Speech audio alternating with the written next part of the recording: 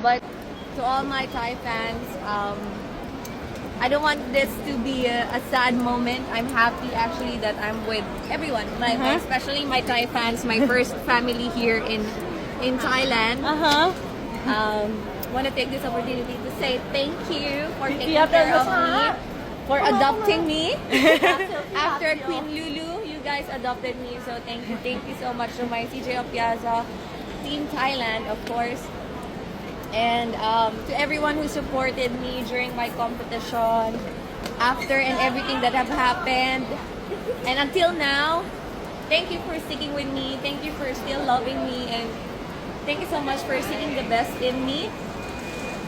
You made my journey more colorful, more fun, and something that I continuously want to share to others. And I love sharing how Thai fans take care of their queens.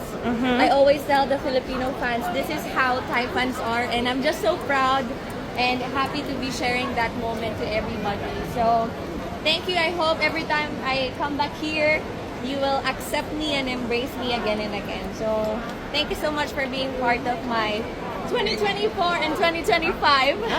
But to all my Thai fans, I don't want this to be a sad moment. I'm happy actually that I'm with everyone, especially my Thai fans, my first family. So yun mga kapolitika, inyong napanood at narinig itong si CJ Opiaza kasi kahapon October 28, 2025 ay lumipad na pabalik dito sa Pilipinas.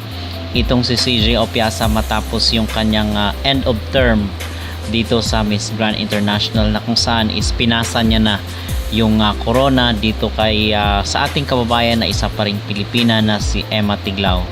So very emotional itong pero ayaw umiyak ni CJ, no. Nararamdaman natin mga kapolitika na pinipigilan niya yung kanyang emosyon, yung kanyang nararamdaman kasi touch siya dito sa pag cheer sa kanya, hindi lang ng mga Pinoy sa Thailand kundi pati na din yung mga Thai na kung saan is napamahal rin sa kanya. So mababait pala ang mga Thai, kasi akala ko dati is sila, di ba, parang iba sila magsalita, parang laging galit, tapos malalakas yung kanilang boses, pero ganun pa man is mababait pala sila by heart itong mga Thai. At in fact meron nga mga nagko-comment doon sa ating previous na mga videos nang sinasabi nila is mababait daw ang mga Thai. So siguro is din yan, merong mga mababait at meron ding hindi. So parang Pinoy lang din mga kapolitika, di ba? Pero overall dito sa experience ni CJ Opiaza ay mababait at talagang warm, mainit yung pagtanggap ng mga Thai sa kanya. At all throughout her reign talagang sinamahan siya at talagang minahal siya ng mga taga Thailand. So nung na-touch ako dito sa sinabi niya na sana pagbalik niya, kung may time na babalik siya dito sa Thailand, is ganun pa rin kainit at kawarm yung pagtanggap sa kanya. So yung representative naman ni Nawat at ni Teresa or ng Miss Grand Organization ay itong si Champi. Kita nyo naman na niyakap niya itong si CJ kasi nakatrabaho niya all throughout itong isa sa mga pinagkakatiwalaan ni Nawat. So and may nagtanong rin kasi doon sa comment section, ano daw ba ang susunod ng mga plano or mga ganap ni CJ Opiaza. So most probably dito is mag-focus siya sa mga offers, sa mga modeling at sa mga mga endorsement, kasi most probably yan merong mga offer itong kay CJ kasi meron na siyang pangalan, di ba? So merong mga mga clothing brand siguro na mag-offer sa kanya or mga invitation sa mga probinsya, sa mga beauty contest doon. So ganun pa rin naman, it's just that wala na siya dito sa Miss Grand Organization. So tuloy pa rin ang buhay kahit pa siguro sabihin natin na wala na siya dito sa Thailand. Meron pa rin namang mga invitations yan, mga offer na kung saan is buhay na buhay pa rin ang career ni CJ Opiaza. Most especially na solo pa niya ngayon kasi si Emma is doon pa sa Thailand. Nasa biodata na talaga ni CJ na siya ang may hawak ng Miss Grand 2024 title. Okay? So hindi mabubura yon sa kanyang legacy. At for sure naman yan, maimbitahan siya sa mga talk shows. Pwede rin siyang maging host kasi proven and tested yung kanyang galing sa pag-host doon sa Thailand. At nagamit talaga siya ng organization dito sa mga mga ganap, mga activities. So hindi mawawala ng project kasi very talented, marunong rin siyang sumayaw.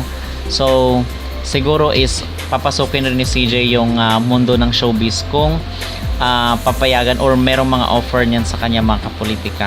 Okay? So wag mag-alala kung ano man ang mga darating, ano man yung destiny ni CJ or ano man yung mga susunod na mga project, ano yung career na naghihintay sa kanya. So meron at meron yan kasi napakalaki po ang industriya ng entertainment. So pansin nyo mga kapolitika, kahit tapos na yung termino ni CJ dito sa Thailand, ay napakabait niya pa rin, napakamahinahon niya, napaka-humble niya magsalita. 'Di ba? Merong hugot lagi pag merong mga emotional moment, 'di ba, sa mga interviews. Talagang napapaiyak itong si CJ. Dito mo talaga mararamdaman na siya, soft yung kanyang puso, yung kanyang heart.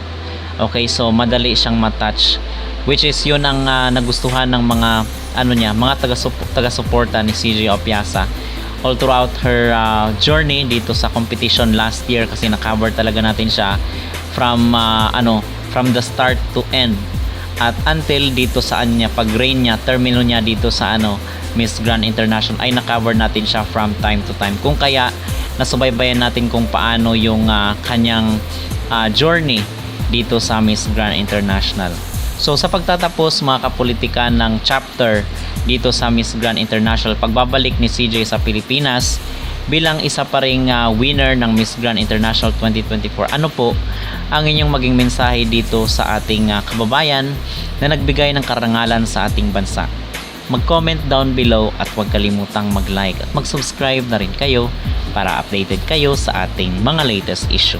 At narito naman po ang ibang mga clip kuha doon sa Bangkok sa airport bago lumipad itong si CJ papunta dito sa Ninoy Aquino International Airport sa Pilipinas. Hello everyone!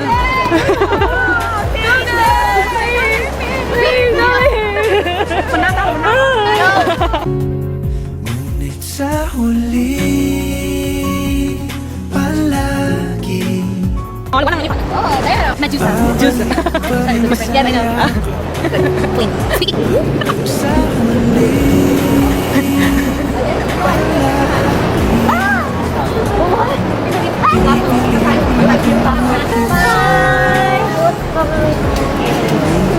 Yes, you come to the Philippines. No, there's no plans yet, but I mean, we try to manifest. But hopefully you guys will come to the Philippines also. So I'll see. Yeah, sure. Jollibee and Makinasa.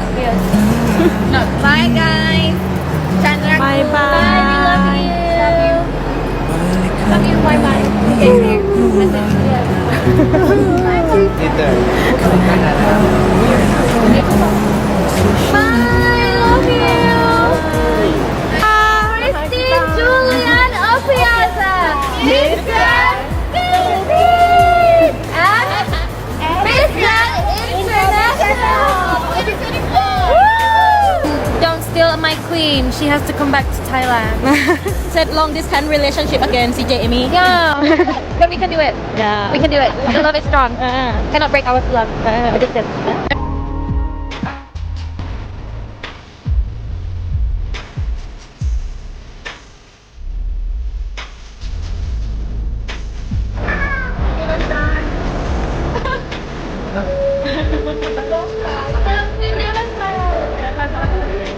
Yes, look at it. You don't have to get right. I almost don't feel like it. Right now, that you right. So, that is right.